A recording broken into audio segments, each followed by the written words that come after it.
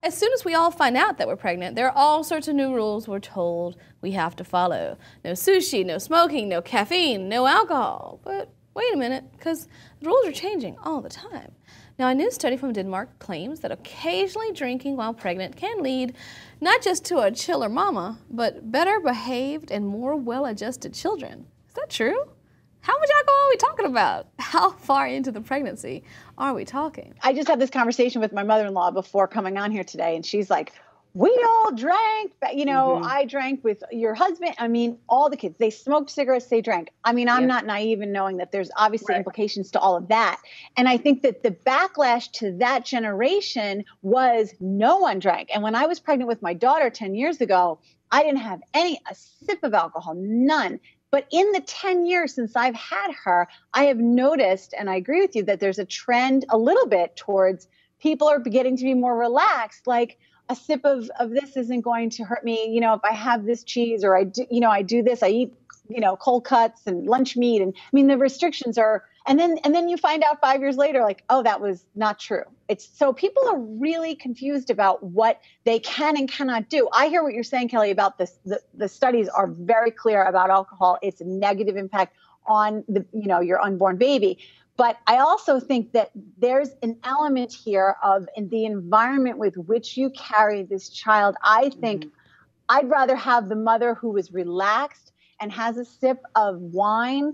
I'm not saying binge drink and have 5 drinks and go party, but have that little sip and just be happy and kind of content than the mother who's so anxious. Oh my gosh, I was in the same room as a glass of wine. What's going to happen to my baby? And there are these extreme cases. And I think that can create an anxious child. I think that impact is a lot greater and harder to study. It's really hard to study that kind of, what's the impact on that baby?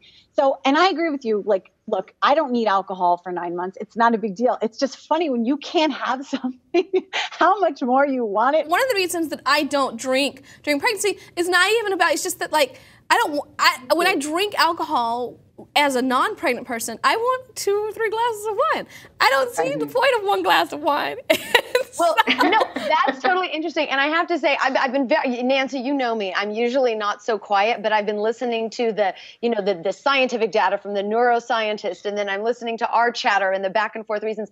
And it's fascinating to me because just in the conversation that we've been watching in the last 5 minutes, it's very polarizing, and I've kind of felt the heat from all of you between the scientific point of view and the common woman point of view coming out of my computer screen, because it's so polarizing. And we do, as our social structure, for whatever reason, tends to associate drinking and enjoying a glass or a half a glass with getting drunk. And Nancy, I'm of the same philosophy where I kind of want to have like 2 or 3 glasses of wine so that you start feeling a little something, something. But when you're pregnant, you do, even though you want to relax. And I did enjoy, maybe, I told your producers earlier, I enjoyed a half a glass to 1 glass of wine every few weeks because my doctor, according to my individualized pregnancies and experiences, told me that in my case, it is probably okay. So I took the liberty of enjoying a half a glass to a glass every few weeks.